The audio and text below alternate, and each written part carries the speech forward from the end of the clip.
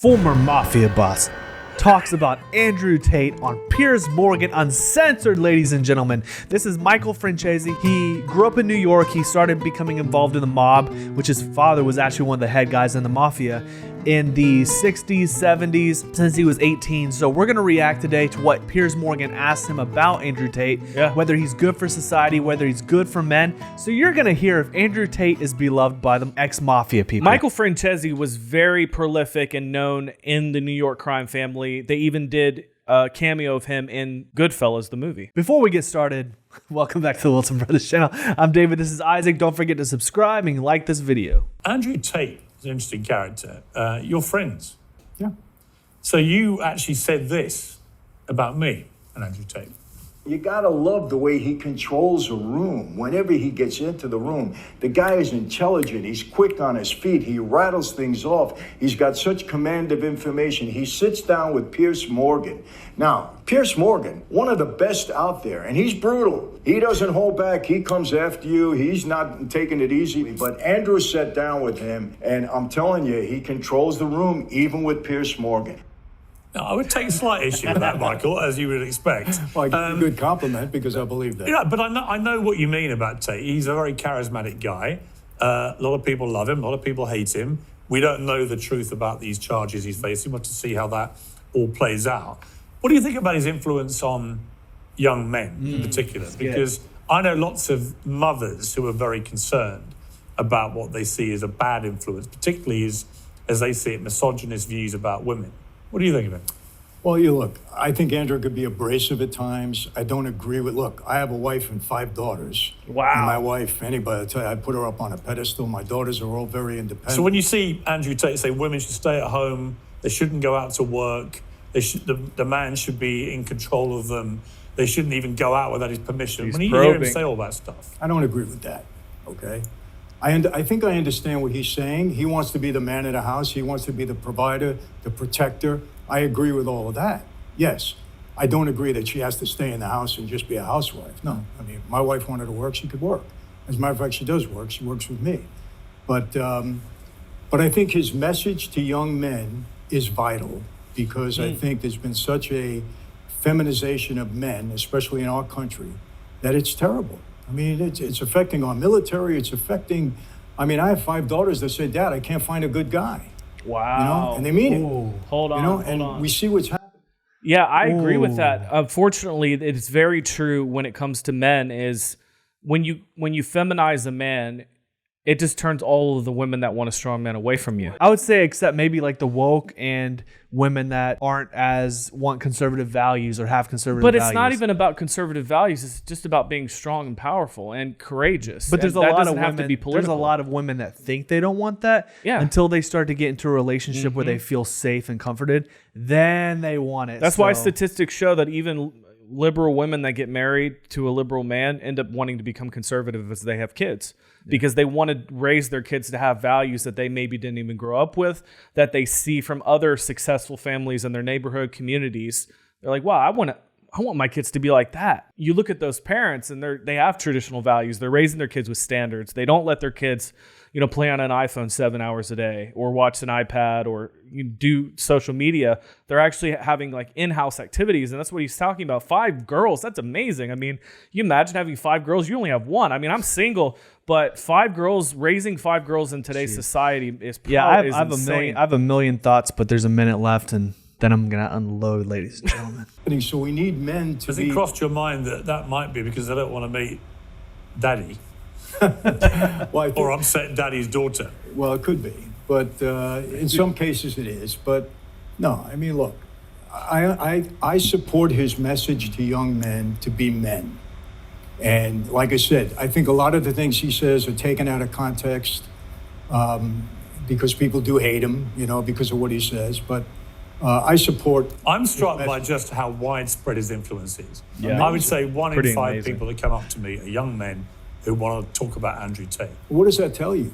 Well, it tells me hungry for a mentor. Yeah, it tells me that they're hungry for someone who isn't going to demonize young men in the way they feel they've been demonized. I think there's no doubt about that. I just have a real problem when he goes off on his misogynist rants. I have a daughter too. I just think it's very kind of Dickensian, that kind of Dickensian, chat, nice. He doesn't need to do that. He is abrasive at times, and I think the way he says things rubs people wrong, and but the overall message, I think, is important, and it's a good one.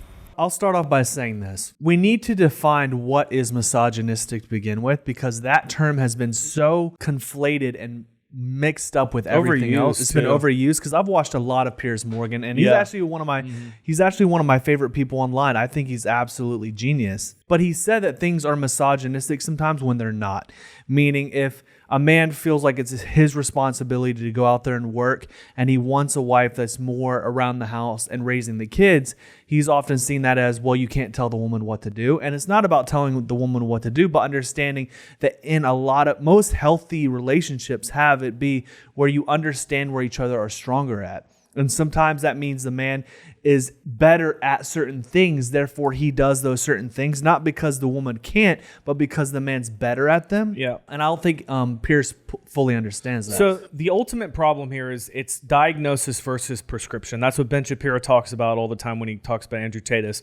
There's parts that you can agree with, but the overall issue is that it's not seen as something that's holistic, which Andrew Tate struggles with, but he does it on purpose to try to shock men out of mediocrity and say, get out of your bed, go to the gym, like we talk about on this channel, but there's a way to communicate it. But the problem is a lot of men are so numbed to the nice, holistic way to approach it that they need a little bit of that jolt to shake them out of where they're at. And Andrew Tate does a good job of that.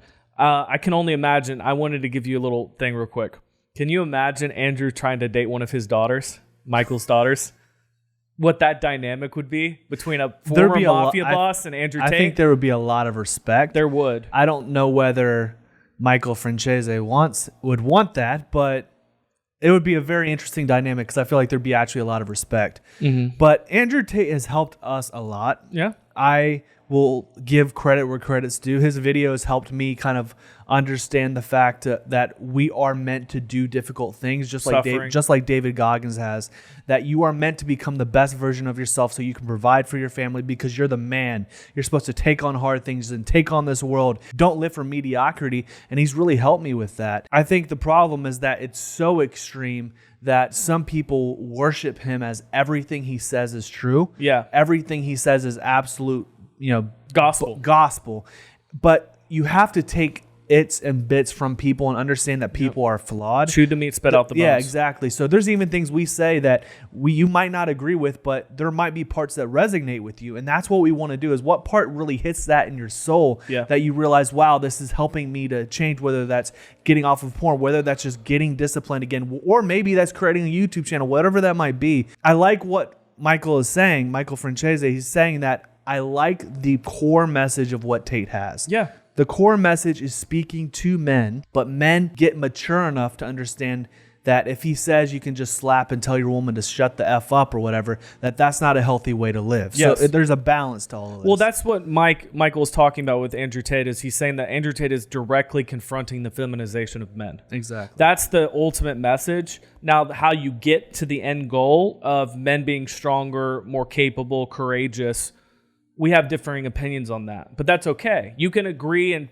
eat the meat, spit out the bones on pretty much anything, unless it's absolutely just like doesn't make any sense. And then a lot of what we react to doesn't make sense. And that's why we directly confront a lot of cultural issues of saying, what do you want your relationship to be, men? How do you want to pursue your partner? What kind of leader in the household do you want to be? And that's ultimately the call to action that we want to give you guys, is write in the comments below.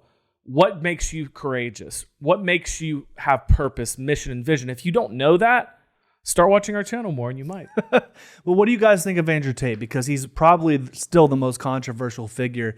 And again, I've always told people I agree with about 80% of what he says. Yeah, give or maybe take. not always how he says it, but Depends I like on what podcast I like he's on. I like that. Check out our playlist on our channel. We have a bunch of Andrew Tate videos, but we appreciate you guys. See you next time. Peace. Peace.